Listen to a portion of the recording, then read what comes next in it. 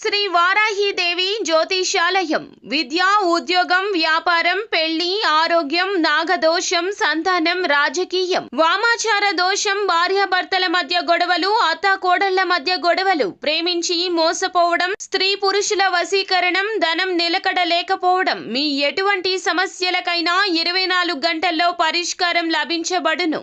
Number 1 వశీకరణ specialist Pandit Pawan Namboodiri, Kerala తాంత్రిక గురువు గారు.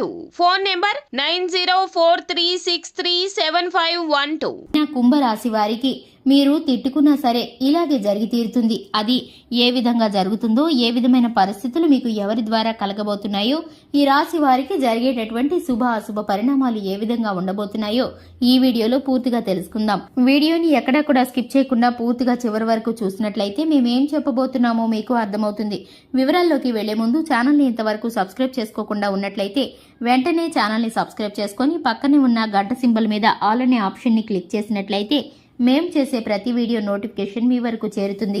ఇక వివరాల్లోకి వెళ్ళిపోదాము. ముఖ్యంగా చూసుకున్నట్లయితే ఈ యొక్క కుంభరాశి వారి యొక్క మనస్తీరు చాలా మంచి మనస్తత్వంతో కలిగి ఉంటారు.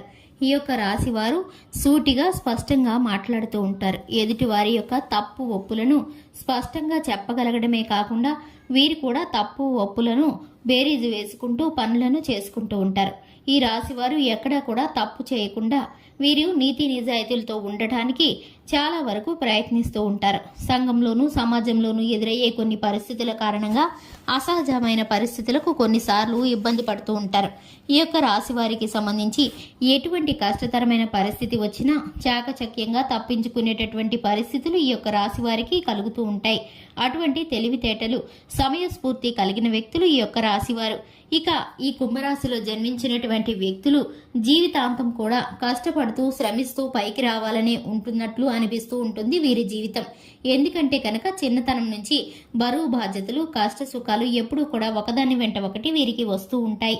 ఒక సమస్య తీరిపోతే మరొక సమస్య అన్నట్లు ఈ రాశి వారికి ఎప్పుడూ ఏదో ఒక సమస్య ఇబ్బంది పెడుతూ ఉంటుంది.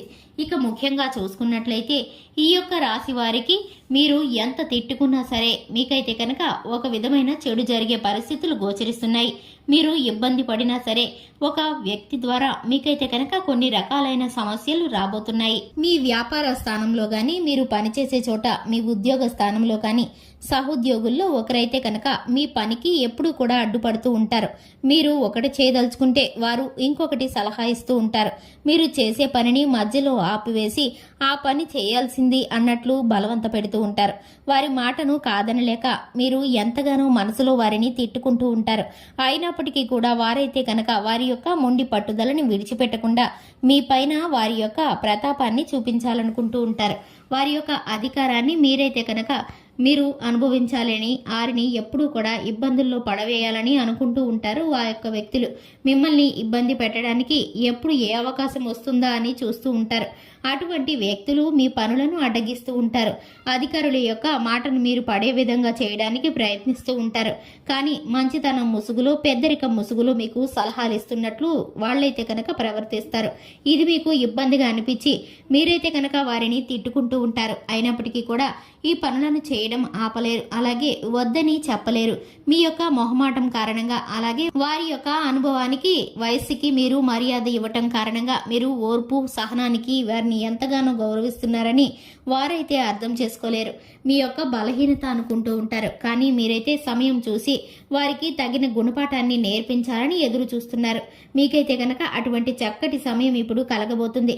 మీరు తగిన సమయంలో వారికి చక్కటి గుణపాఠాన్ని నేర్పిస్తారు. అధికారుల యొక్క ప్రశంసలని మీరు పొందుకుంటారు. చేసిన తప్పుదానికి సిగ్గుపడేటటువంటి పరిస్థితి వారికి కలుగుతుంది. ఇటువంటి పరిస్థితులు మీకు భగవంతుడు కల్పించబోతున్నాడు. ఇక మీరైతే కనుక చూసుకున్నట్లయితే శివారాధన చక్కటి ఫలితాలను కలిగిస్తుంది. అలాగే హనుమాన్ చాలీసాను పఠించడం ద్వారా శుభకరమైన ఫలితాలను పొందుకుంటారు.